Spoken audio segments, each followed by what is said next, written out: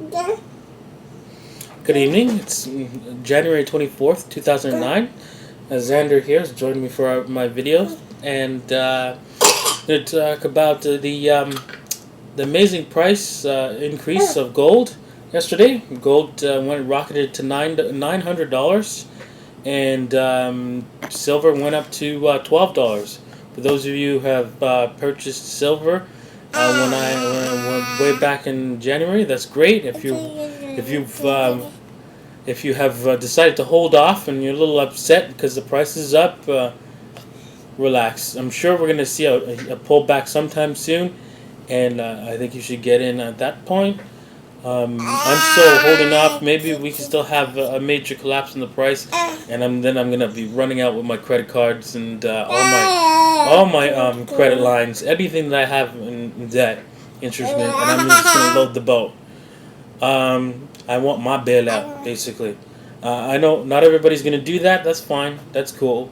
But I'm just sick and tired of hearing how somebody at a bank, got billions and millions of dollars to run the company to the ground and give out loans to people that can't afford to pay them back. Great. There are some rumors out there and stories about the COMEX defaulting. Not only the COMEX defaulting, but the LME.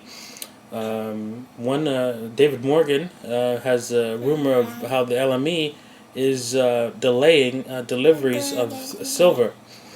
So I'm going to also post a link to that right over there. So just hit more info, and you'll see the information stand on where you can find that information. And also, the oil has been priced in two different prices in two different places. One on the NYMEX and one on I think it was a Brent exchange, basically. I don't remember the exact name, but I'm going to put the link up there so that you can check it out yourself.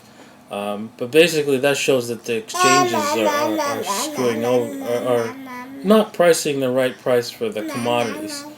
This is again all the rumors and stuff like that, so there's no hard evidence of this, but something's fishy is going on. As for oil being taken on, being stored, but in tankers, that has probably a little bit to do with the Contango, not as a safe haven buying, where rich people are actually buying oil and storing it. They're renting tankers and storing it for several months, and then selling a futures contract in for October, so that they could deliver the oil in October at a higher price, and they're seeing like anywhere from 10 to 20% markups. So that's an interesting thing to look at. So I'm going to also post a link about that as well. I want you to listen to this other story that I heard about the COMEX that I heard on the Patriot Radio News Hour. I'm just going to play it for you guys. ETFs are now the 5th largest gold deposit in the world. Moving, I think they leaped ahead of Japan and Germany, but they're now number 5. If the gold's actually physically there. And the reason why I bring that up is a great customer of ours, Will, he actually bought some COMEX silver bars.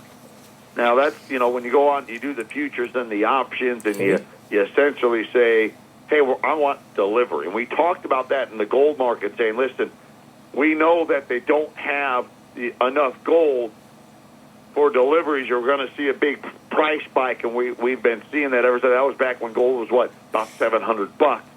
Apparently, the same thing's happening in the silver market. So, and I'll just read you his email to me. Hey, Joe, as you know, I recently took a mini silver bar off of the COMEX. Now, normally you're talking 1,000-ounce silver bar. The process wasn't too difficult, and after 6 weeks from settlement, I have my fat bar.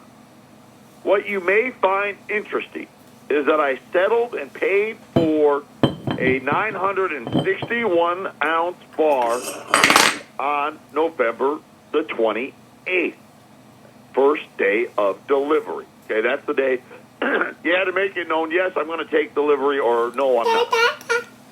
I told my broker to request the certificate from HSBC so that I could arrange for the bar to be sent to me.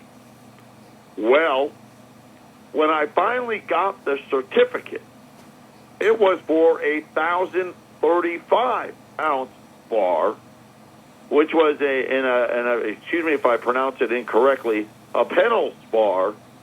They are relatively new bars. And indeed, that was the bar that I physically received. Strange thing is, HSBC never contacted myself or my broker to tell us they had to change the bar. Even more strange, they didn't charge me for the extra 70 ounces. I suspect they really do have the 961-ounce Johnson Matthey bar that was originally assigned to me, but they probably leveraged that bar out to too many people who leave their bars to be stored at a vault in order to keep the Ponzi scheme going. They probably had to scramble to secure me a new bar the moment they found out that I would be removing it from their storage. That's exactly what happened, is they lent out the J&M bar so many times.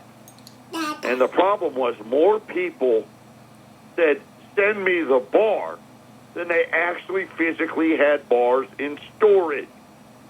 So what HSBC Bank had to do, because once you say, I want delivery, they've got to deliver. Unfortunately for HSBC Bank, when they went to the market to buy Will's silver bar that they wanted to send to him, there wasn't any. So they were forced to buy the next best thing, which was a bar that was 70 ounces more silver than he had actually paid for, and they had to give that to him by law. They couldn't charge him. So you can see there that things are getting a little tight if that story is true, and I believe it is. And I think eventually what we're going to see is the one of those exchanges, whether it's the LME, COMEX, or wherever in the world. Once an exchange defaults, that's game over for these exchanges to set pricing on silver. So that's it for tonight. All right, say goodbye. Bye bye.